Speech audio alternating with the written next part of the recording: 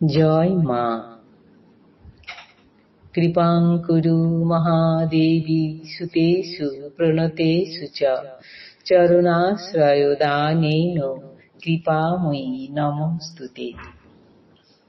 স্বামী পূর্ণাত্মানন্দ মহারাজের লেখা চিরন্তনী সারদা থেকে আমাদের পাঠ চলছে স্বামীজির ভারত পরিক্রমা ও বিশ্ব পরিক্রমা এবং শ্রী শ্রী মা। আমরা গত দিনের পাঠে দেখলাম স্বামীজি পাশ্চাত্য থেকে কলকাতায় ফিরেছেন। কলকাতায় বাগবাজারে শ্রীমকে বলছেন, মাস্টারমশাই, এসব যা দেখছেন অর্থাৎ পাশ্চাত্য বিজয়, পাশ্চাত্য দেশের বড় বড় জ্ঞানী পণ্ডিত বৈজ্ঞানিক সহ সহস্র সহস্র নরনারীর কাছে স্বামীজি যে আকর্ষণীয় ব্যক্তি হয়ে উঠেছেন তা কেবলমাত্র মায়ের আশীর্বাদেই সম্ভব হয়েছে, এই কথা বলছেন। আর বলছেন তিনি নিমিত্ত মাত্র। স্বামীজি নিজেকে বলছেন, আমি নিমিত্ত মাত্র। এরপর গেলেন মায়ের কাছে বাগবাজারে। মা তখন একটি ভাড়া বাড়িতে থাকতেন। মাকে গিয়ে ষষ্ঠাঙ্গে প্রণাম করলেন, করে বলছেন, পাশ্চাত্যে বক্তৃতা দিয়ে সেখানকার লোকদের মুগ্ধ করতে পারলাম, তাদের বিরাট সংবর্ধনা পেলাম, সে কেবলমাত্র মা আপনার আশীর্বাদেই সম্ভব হয়েছে। আপনার আশীর্বাদেই এই অলৌকিক কাণ্ড ঘটেছে। আজকের পাঠে শিকাগো ধর্ম মহাসভার পরে আমেরিকা থেকে গুরুভ্রাতা স্বামী শিবানন্দকে 1894 খ্রিস্টাব্দে স্বামীজি লিখেছিলেন তাঁর আমেরিকায় আগমন তথা শিকাগো ধর্ম মহাসভায় ভাষণের মূলে ছিল শ্রী মায়ের আশীর্বাদের শক্তি। স্বামীজি ওই চিঠিতে লিখেছিলেন, আমেরিকা আসবার আগে মাকে আশীর্বাদ করতে চিঠি লিখেছিলুম। তিনি এক আশীর্বাদ দিলেন, অমনি হুট করে পগার পার, এই বুঝো। স্বামীজি শিকাগো ধর্ম মহাসভায় যোগদানের উদ্দেশ্যে যখন সমুদ্র যাত্রা করছেন, সেই সময় শ্রী মায়ের একটি অদ্ভুত দর্শন হয়। তিনি তখন বেলুড়ে নীলাম্বর মুখার্জির বাগান বাড়িতে রয়েছেন। সময় জুনের 1893 জুন। পঞ্চতপা অনুষ্ঠান তিনি সবে শেষ করেছেন। সেদিন ছিল পূর্ণিমা।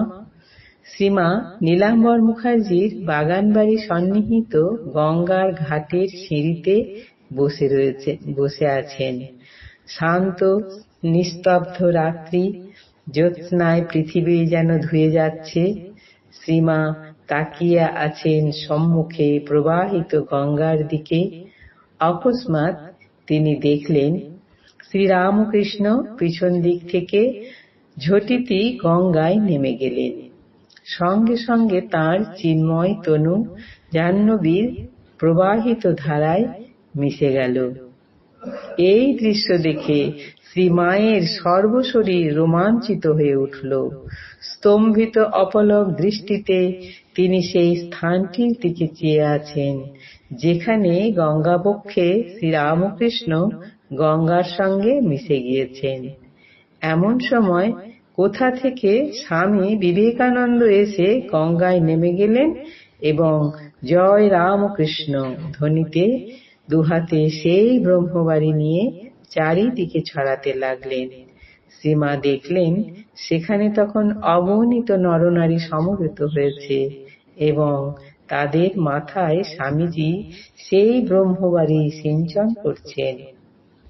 শ্রীমা দেখলেন সেই বিশাল জনসংঘ সেই জলস্পর্শে সদ্য মুক্তি লাভ করছে। এই দর্শন যে তিনি ভাবচক্ষে দেখেছেন তা মনে হয় না, সাদা চোখেই দেখেছেন। এই অলৌকিক দর্শনের পর শ্রী মায়ের মনে যুগাবতারের এবং তার প্রধান লীলা পার্ষদদের ভাবী ভূমিকা সুস্পষ্টভাবে উদ্ভাসিত হয়ে গেল। তিনি উপলব্ধি করলেন নরেন্দ্রনাথ তথা স্বামী বিবেকানন্দ শ্রীরামকৃষ্ণের সুমহান ভাব ও আদর্শকে জগতের মানুষের কাছে পৌঁছে দেওয়ার জন্য দৈব নির্দিষ্ট। তিনি প্রাণে প্রাণে বুঝলেন সেই ভাব এবং আদর্শ নরেন্দ্রনাথের মাধ্যমে জগতে প্রচারিত হতে চলেছে, যার মধ্যে রয়েছে নতুন পৃথিবীর আবির্ভাবের উজ্জ্বল প্রতিশ্রুতি। স্বামীজি যখন শিকাগোর উদ্দেশ্যে সমুদ্রপথে রয়েছেন, ঠিক সেই সময় মায়ের এই দর্শন গভীরভাবে ইঙ্গিতবহ, তা বলার অপেক্ষা রাখে না। আজ এই পর্যন্তই। জননীং শারদাং দেবীং রামকৃষ্ণং জগদ্গুরুং পাদপদ্মে তয়ো স্থিত্বা প্রণমামি মুহুর্মুহুঃ। জয় মা।